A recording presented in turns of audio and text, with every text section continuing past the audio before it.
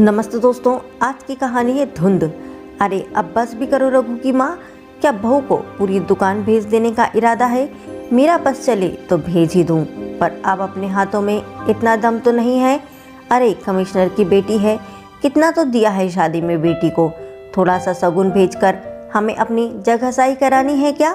मीनाक्षी जरा गुंजिया में खोया ज़्यादा भरना, वरना रघु की ससुराल वाले कहेंगे कि हमें गुंजिया बनानी ही नहीं आती। मीनाक्षी का मन कसेला हो उठा।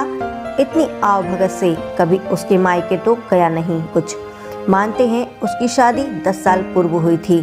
उस समय के हिसाब से उसके बाबूजी ने खर्च भी किया था, पर उसकी पहली होली जब मायके में पड़ी थी तब तो अम्मा जी ने इतने मनोहार से कुछ नहीं भेजा था, पर यहाँ तो समधी से लेकर छोटी बहन तक के कपड़े भेजे जा रहे हैं। ऊपर से बात बात पे नसीहतें दी जा रही है कि यह ठीक से रखो, यह सस्ता लग रहा है, इसमें मेवा कम है आदि। मखमल की चादर में टाट का पैबंद लगा हो तो दूर से छलकता है, पर रेशमी चादर में मखमल का पैबंद लग जाए तो उसे अच्छा समझा जाता है। मीनाक्षी की सास भी ऐसी ही थी, मध्यम वर्ग के प्राणी थी। मीनाक्षी आई थी तो घर की आर्थिक स्थिति बहुत अच्छी न थी। पति बजट व माप निरीक्षण थे, दोनों देवर पढ़ रहे थे। ननंद विवाह के योग्य थी, कितना कुछ तो सहा और किया था उसने। यदि उंगलियों पर गिनना चाहे तो गिनती भूल जाए, उसने गिनने का प्रयास भी कभी ना किया। पर आज ही नहीं, देवर की शादी के बाद मधु के आगमन के साथ ही अम्मा जी का सारा स्नेह मधु पर ही बरसते देखा। उसका मन खिन्न हो उठा। 12 टोकरों के साथ बड़ी सी अटैची लेकर जब मीनाक्षी के पति गिरीश चलने लगे तो उसने धीमे से पति से कहा, मधु से मिल लीजिएगा, उसके बगैर होली फीकी लगेगी। गिरीश ने कुछ कहा नहीं, पर मीनाक्षी के नेत्रों से झांकती हुई उदासी उसे छिपी ना रही। होली के दिन सुबह हुल्लड़बाजी शुरू हो गई थी। मोहल्ले के लड़के और लड़कियां आते गए और पुरानी भाभी से अपना रिश्ता निभाते हुए हंसी मजाक के बीच रंग भी खिलते गए। मीनाक्षी मृदु स्वभाव की सीधी सादी महिला थी। मोहल्ले के सारे लड़के उसके देवर थे तो लड़कियां नंदी एवं वृद्ध लोग चाचा चाची आदि। मधु को शाम को मधु के मायके से उसके भाई मिठाई लेकर आए। इतना कुछ मीनाक्षी की सास ने भेजा था, उससे कहीं ज्यादा ही वे लोग लाए थे। मीनाक्षी दौड़ दौड़ कर सबकी खातिरदारी कर रही थी। बड़ी दीदी के नाते सबने उसके पांव छुए तो मीनाक्षी को आंतरिक खुशी मिली। अम्मा जी भी बड़े प्यार से एवं अपनात्व से सबकी खातिर कर रही थी। देखते ही देखते मात्र दिखावे के नाम पर काफी रुपए खर्च हो गए। मीनाक्षी जानती थी कि इतने पैसे खर्च होने से घर का मासिक बजट गड़बड़ा जाएगा, पर वह खामोशी रही। मीनाक्षी का देवर रघु प्रशासनिक अभियंता था। कमिश्नर की बेटी का रिश्ता स्वीकार करने के पीछे मधु की सुंदरता एवं उच्च शिक्षित होना भी उसके महत्वपूर्ण गुण थे। ढेर सारे दहेज के साथ मधु उस घर में, मध्यम वर्ग के घर में जब दुल्हन बनकर आई तो पहली बार मीनाक्षी को अपनी वास्तविक स्थिति का भान हुआ। सिर्फ 2 दिन ही तो मधु रह पाई थी। होली का पर्व आ गया और उसके भाई आकर उसे ले गए। होली के दूसरे ही दिन मधु को लेने रघु और मीनाक्षी के 8 वर्षीय पुत्र के साथ जाने लगा तो अम्मा जी ने फिर से मधु के लिए साड़ी व मिठाई देनी चाहिए तो गिरीश ने कह दिया, अम्मा इतना सारा लेन देन करना अच्छा नहीं है, उन्हें तो कोई फर्क नहीं पड़ेगा, पर हमारी तो आर्थिक स्थिति चरमरा जाएगी। मानते हैं कि रघु की नौकरी अच्छी है, पर यदि उसे भी अपने पैसे से यह सब करना पड़े तो शायद वह भी ना करे।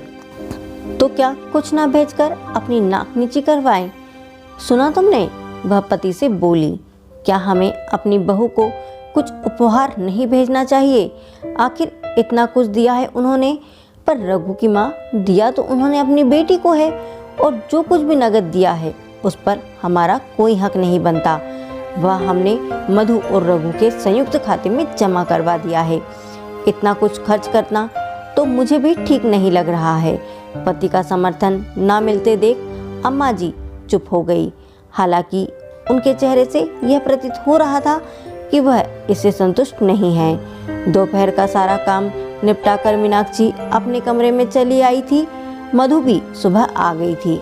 मीनाक्षी सोचने लगी, यदि मधु के पति कि नौकरी कहीं अन्यंत्र होती तो कोई परेशानी वाली बात नहीं थी। चूँकि दोनों बहुओं को सास ससुर के साथ एक ही घर में रहना था, चिंता का विषय यही था। इन 10 दिनों के दौरान मीनाक्षी ने महसूस कर लिया था कि अम्मा जी का सारा लाड़ अब मधु पर ही उतरेगा, जो कि उचित ना था। ऐसा नहीं है कि उसे मधु से स्नेह ना था, पर यदि अम्मा अपना सारा स्नेह भंडार मधु पर ही न्यौछावर करेगी तो संभव है कि कल को वो मीनाक्षी की भी अवहेलना शुरू कर दे। संयुक्त परिवार में हर एक को त्याग करके चलना पड़ता है। स्वार्थ की परिधि में रहने वाला प्राणी ऐसे परिवार में ज्यादा दिन नहीं रह सकता। दीदी, सहसा मधु के स्वर पर उसने चौंक कर देखा। अरे मधु, आ जाओ, बैठो ना। मीनाक्षी उठकर खड़ी हो गई। यह आपके लिए है। मधु ने एक पैकेट उसकी तरफ बढ़ा दिया। क्या है यह? साड़ी देखिए, यह रंग आपको बहुत पसंद है। जाने कहाँ का आक्रोश एकदम से मीनाक्षी के मन में भर आया। वह खुद भी ना समझ सकी। मधु के घर वालों के सामने होली के दिन उसने सूती साड़ी पहनी थी। क्या इसलिए मधु उसके लिए साउथ सिल्क की महंगी साड़ी लेकर चली आई? मधु, मैं यह साड़ी नहीं ले सकती। बड़ी मुश्किल से अपने भावों को बाहर आने से मीनाक्षी ने रोका। क्यों दीदी? पर मैं तो आपके लिए लेकर आई हूँ, क्योंकि मैं इसके बदले तुम्हें इससे अच्छी साड़ी नहीं दे सकती। मेरे पति इतना नहीं कमाते कि हम अंधाधुंध खर्च कर सकें। अच्छा होगा तुम भी यह सब समझ लो, क्योंकि हमें साथ ही रहना है। मधु सिर झुकाए चुपचाप सुनती रही। मीनाक्षी का क्रोध जब शांत हुआ तो उसने देखा कि साड़ी का पैकेट यूं ही पड़ा है और मधु वहां से जा चुकी है। मधु के जाने के बाद मीनाक्षी को महसूस हुआ कि उसने कुछ गलत हो गया। उसे इतना कठोर नहीं होना चाहिए था। आखिर वह कितने प्यार से उसके लिए उपहार लाई थी। कुछ समय रख लेती, नसीहत बाद में दे सकती थी, पर इतने दिनों का आक्रोश फटा भी तो इस नई नवेली दुल्हन के ऊपर। सुबह मीनाक्षी की आंख खुली तो देखा धूप चढ़ आई थी। सोचने लगी कि इतनी देर कैसे हो गई।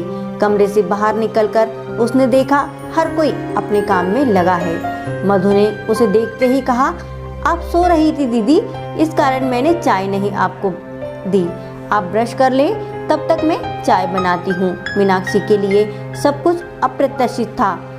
सुबह घर का प्रत्येक सदस्य उसके हाथ की चाय पीने का अभ्यस्त था। आज मधु के हाथ की चाय पीकर भी किसी के व्यवहार में कोई परिवर्तन नहीं झलक रहा था।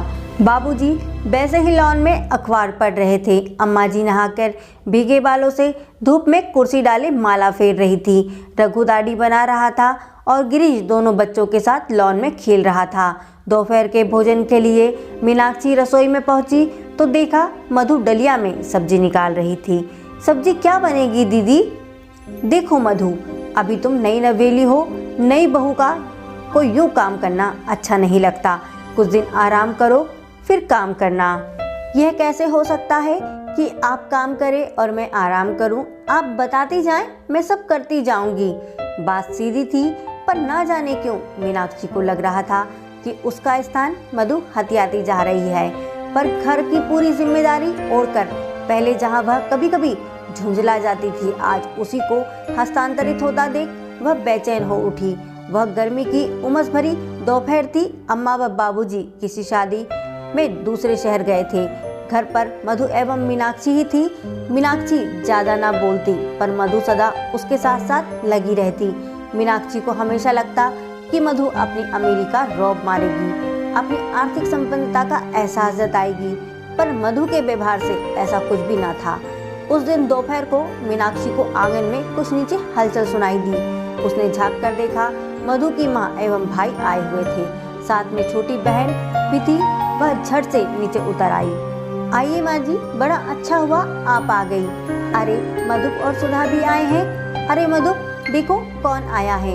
मीनाक्षी ने उन्हें आदर के साथ बैठाया और खुद चाय आदि का प्रबंध करने के लिए रसोई में घुस गई। पूरे 4 दिन मधु की माँ वहाँ रही। इन दिनों पूरे घर पर उन्हीं का साम्राज्य छाया रहा। सास घर पर नहीं थी, इस कारण पूरा आदर सम्मान मीनाक्षी उन्हें देती रही।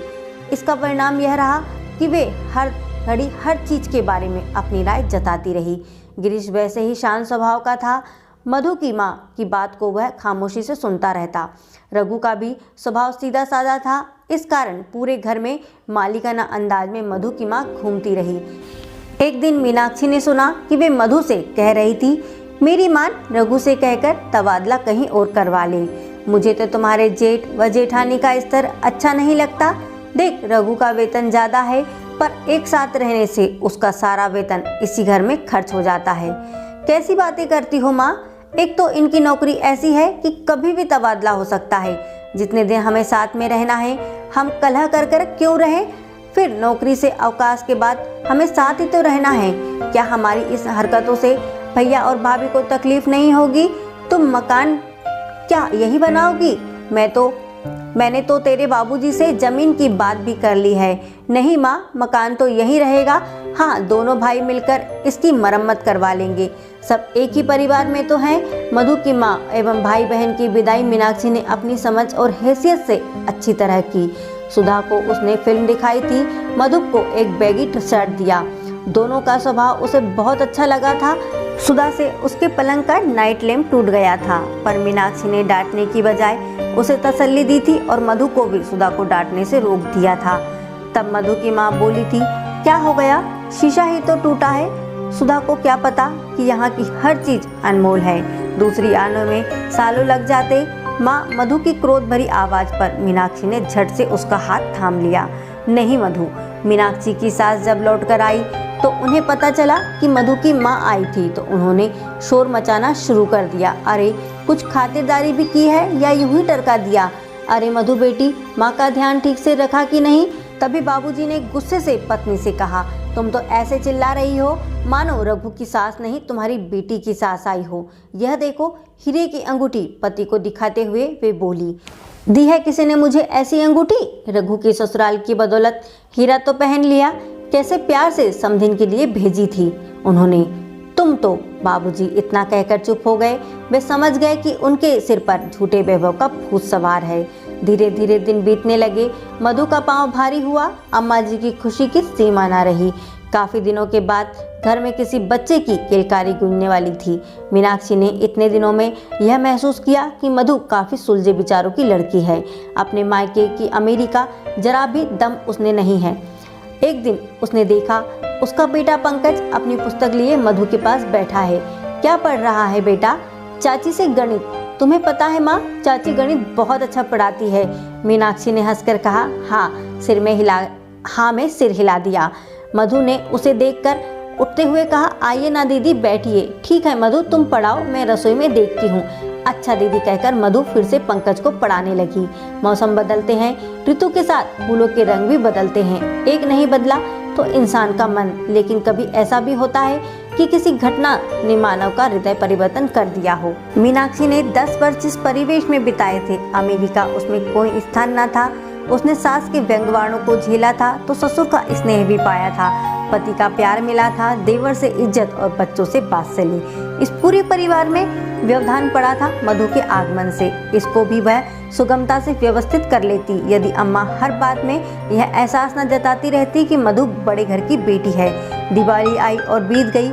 होली का त्योहार पास आता गया और इसके साथ मधु का प्रसव दिन ब दिन करीब आ गया। एक दिन शाम को घर के सदस्य बैठे चाय पी रहे थे। तभी रघु आया तो मधु उसे कपड़े देने के लिए उठने लगी। सहसा बाबूजी ने कहा, पहले चाय पी लो, कपड़े बाद में बदलना। मीनाक्षी ने रघु के लिए भी चाय बना दी। अम्मा जी ने गिरीश की तरफ देखते हुए कहा, सोचती हूँ मधु को मायके भिजवा दूँ, प्रसव का दिन पास आ रहा है। तभी मधु ने पूछा, मायके क्यों माँ जी? रस्म के मुताबिक पहला जापा मायके में ही होता है। क्यों मधु? पहले प्रसव में मैं भी तो मायके गई थी। यह तो घर की पुरानी रीति है दीदी। मायके जाकर कौन लड़की खुश नहीं होती, पर मैं नहीं चाहती कि फिर वही तमाशा हो जो होली के अवसर पर जाने पर हुआ था। क्या दीदी, मैं इस घर की मेहमान नहीं, एक सदस्य हूँ। मुझे इस घर की आर्थिक स्थिति का अनुमान है। मेरा प्रसव मायके में होगा तो अम्मा जी उपहार भेजने से ना चूकेंगी। बाबूजी शादी का पैसा लगाएंगे नहीं, फिर कहाँ से आएगा पैसा? घर की आर्थिक स्थिति जो सुधरी है वह फिर से चरमरा जाएगी। दीदी तुम माँ जी को समझा दो, मैं मायके नहीं जाऊंगी। मधु बावली मत बनो, कहीं कुछ उल्टा सीधा हो गया तो? उल्टा सीधा होना होगा तो वहाँ भी हो सकता है। फिर जिस डॉक्टर को मैं यहाँ दिखाती हूँ या दिखा रही हूँ वह मेरे केस के बारे में पूरी तरह परिचित है। वहाँ नई डॉक्टर देखेगी ना। दीदी मैं नहीं जाऊंगी। मधु के मायके ना जाने से रघु ने भी पूरा सहयोग दिया। माँ से उसने स्पष्ट कह दिया कि मधु मायके नहीं जाएगी। होली के एक दिन पूर्व मधु ने बेटे को जन्म दिया। प्रसव नर्सिंग होम में हुआ था। होली के दिन लोग आते रहे और मधु व बच्चों की कुशलता पूछते रहे। चंचल लड़कों ने तो इनकार करने के बावजूद भी मधु के गाल पर हल्का सा गुलाल लगा दिया। चारों तरफ होली का शोर था। मीनाक्षी खुद बचने की कोशिश के बावजूद रंग से भीग गई थी। फिर भी वह दौड़ दौड़ कर मधु के सब काम करती रही। दीदी मधु के स्वर पर मीनाक्षी ने चौंक कर देखा। वह कुन्हियों के सहारे बिस्तर पर बैठी थी। क्या है मधु, कोई तकलीफ है? हाँ डॉक्टर को बुलाओ। नहीं दीदी, तकलीफ इस बात की है कि मैं होली का आनंद नहीं उठा पा रही। पिछली होली मायके में पड़ी, इस बार अस्पताल में। सोचा था इस बार यहाँ की रंगीनी देखूंगी। कितना अच्छा लग रहा है आपका यह रंगों वाला रूप। घबराओ मत देवरानी जी, देवर जी खड़े हैं बाहर। जरा खा पीकर तंदुरुस्त हो जाओ, फिर जी भरकर रंग खेलना। मधु शर्मा गई और मीनाक्षी मुद्दत के बाद खिलखिलाकर हंस पड़ी।